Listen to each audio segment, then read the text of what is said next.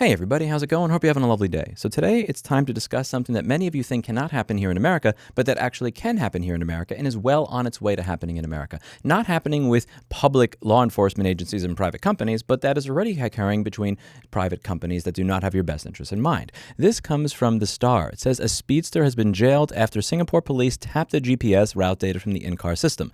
In the first such case in Singapore, the police tapped the infotainment system of a woman's car to extract data, which they then used to nab her for speeding. And as many people who watch this channel know, the last thing that I want is people extracting or collecting my data. Stands for very specific circumstances. She was jailed for 5 days and disqualified from driving for 2 years. The police's new vehicle forensics capability was revealed at the Police Work Plan Seminar in 2024 on May 24th at the Singapore University of Technology and Design in Upper Changi Road. The police said that they are preparing to roll it out fully in 2024. The incident involving the speedster happened in 2022. The police's Cybercrime Command received a request from the traffic police in late 2022 to extract the data from her vehicle's infotainment system to investigate a possible speeding offense. Officers used the tool to extract data sets, including call logs, messages, and GPS data. The police said the data confirmed the woman's identity, and she was prosecuted based on the evidence gathered from her vehicle. She was convicted in January 2023.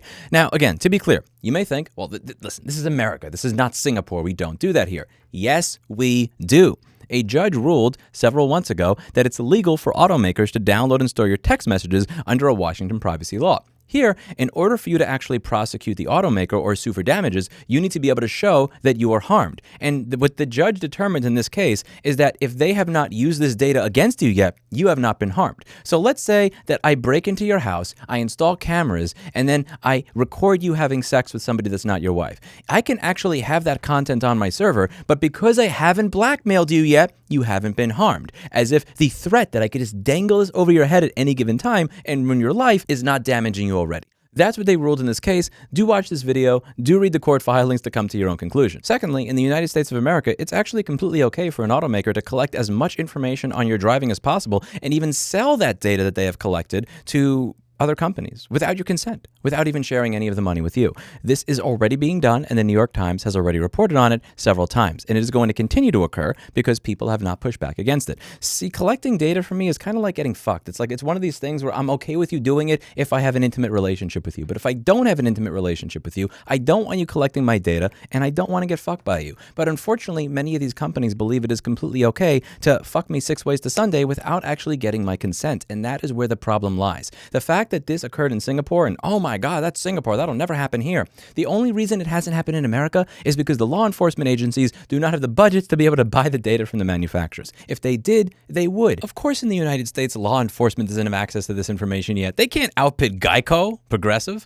These are the companies that are going to be able to get access to your data. But just wait, this will trickle down the way things always trickle down. And eventually, at some point in time, your text messages, your call records, your logs, how fast you were going, the angle at which you turned out will be visible. And if you are one of these boot-looking fucktards that will say things like, might be unpopular, but I don't see an issue with this. More speed limit enforcement is needed, as we've seen. Of course, it should be fair, but otherwise it should help reduce the amount of blatant speeding. Circle 22 correctly says, agreed, drugs are a problem too. We should allow police to search anyone's house at any time for drugs. It should reduce the amount of drug use. Am I right? You can't be against reducing drug use. I want you to imagine the worst person within your HOA. Somebody that's, I don't know, the type of person that lives in Round Rock and takes fucking pictures of their neighbor's grass blades that they can report them for their grass being 1 millimeter higher than it's supposed to. Imagine that person's a police officer. Now imagine that person being a police officer having access to every single location your car has been, the speed it was going at that time, and the angle of your turns. Because this is the type of shit, the stuff that you read on Reddit, that's the type of shit where when somebody says, oh, you know, like, I don't care about this privacy stuff. You people are too crazy. Okay, cool. Unlock your phone. Let me get the password. They'll figure this shit out real quick that way. But most people are not going to figure it out until it's presented to them in that way. And it needs to be presented to them in that way. Right now, law enforcement agencies are not using this data in this way or getting access to it in this way in this country because they can't afford it.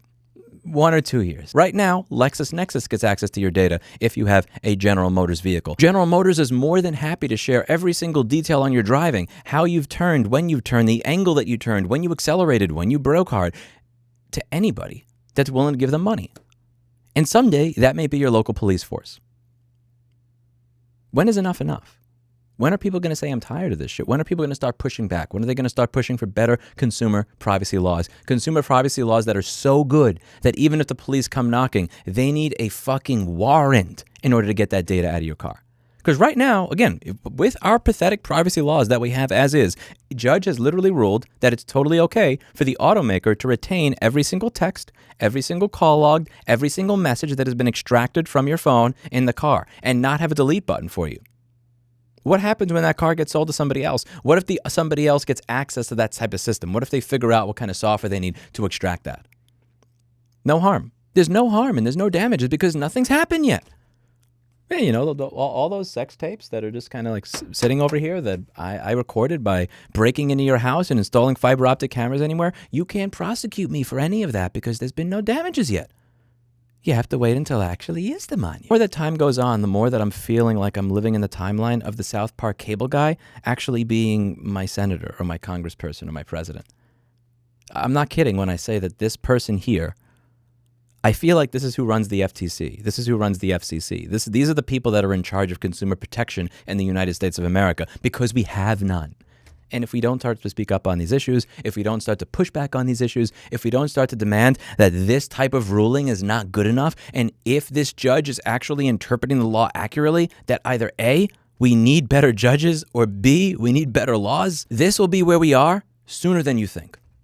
Let me know what you think in the comments down below, because it can indeed happen here, and I will include links to all of this information so that you could read through it for yourself rather than trust some random jackass on YouTube before coming to your own conclusions on any of these matters. Please read through the court case, read through the news articles, read through the New York Times article, read through all of it. It's all good stuff, and you will learn much more as a result of reading through all of this as you will simply listening to me rant on a camera. I simply rant into a camera because I want to inspire you to care, but the documentation that I'm linking to down below, this stuff will genuinely educate you so you can understand why this is important. That's it for today, and as always, I hope you learned something.